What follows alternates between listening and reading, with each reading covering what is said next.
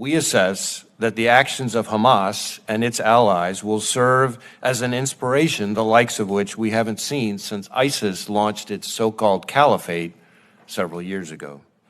In just the past few weeks, multiple foreign terrorist organizations have called for attacks against Americans and the West. Al-Qaeda issued its most specific call to attack the United States in the last 5 years. ISIS urged its followers to target Jewish communities in the United States and Europe. Hezbollah has publicly expressed its support for Hamas and threatened to attack U.S. interests in the Middle East. And we've seen an increase in attacks on U.S. military bases overseas carried out by militia groups backed by Iran. Here in the United States, our most immediate concern is that violent extremists, individuals or small groups, will draw inspiration from the events in the Middle East to carry out attacks against Americans going about their daily lives.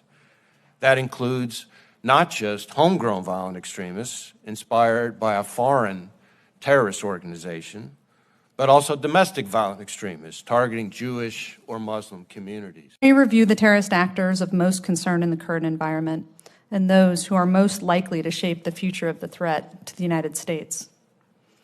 In the United States homeland, Jewish, Arab, and Muslim communities are facing a heightened threat environment. Here, we remain concerned about lone actors mobilizing to violence against innocent civilians inspired by Hamas's attacks or by other groups' calls for terrorism. This is consistent with our years-long assessment that the individual or small cells of violent extremists, whether inspired by Al-Qaeda, by ISIS, by a racial or ethnic animus or other causes, are the most likely to carry out a successful attack in the United States or Europe. In addition to lone actors, hierarchically organized groups like Al-Qaeda and ISIS remain of concern. They are seeking to capitalize on this moment to galvanize supporters and organize for attacks. Their ability to do so from their core operating arenas is much diminished after years of counterterrorism pressure, but we are monitoring closely any attempts to leverage this crisis to rebuild or refocus against the United States. Of particular concern are the ISIS and Al-Qaeda affiliates in West and East Africa, the Al-Qaeda branch in Yemen, and the ISIS branch that is operating out of Afghanistan. More regionally, Iran and its proxies are a significant concern, principally for their ability to generate attacks in the Middle East that could have significant escalatory consequences. While we have no intelligence to indicate that Iran or its proxies had foreknowledge of Hamas's 7 October attack, we remain focused on Iranian and Iranian-linked activity in support of Hamas and directed against the United States since the conflict's outbreak. Already, Iranian-aligned militant groups have conducted over 24 attacks against U.S. forces in Iraq and Syria using rockets and unmanned aerial systems.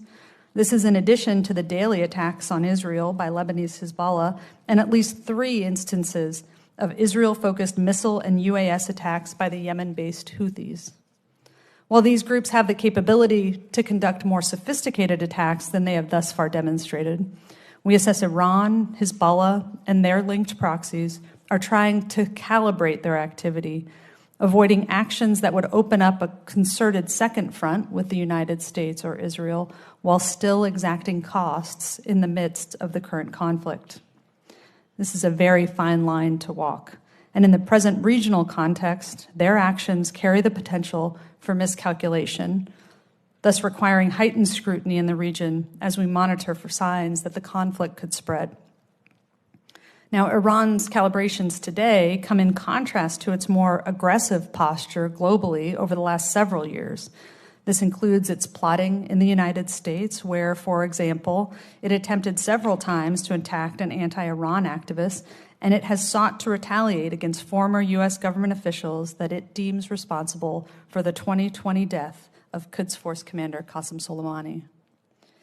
And for its part, in addition to being a regional political and paramilitary organization, Lebanese Hezbollah is a globally capable terrorist organization.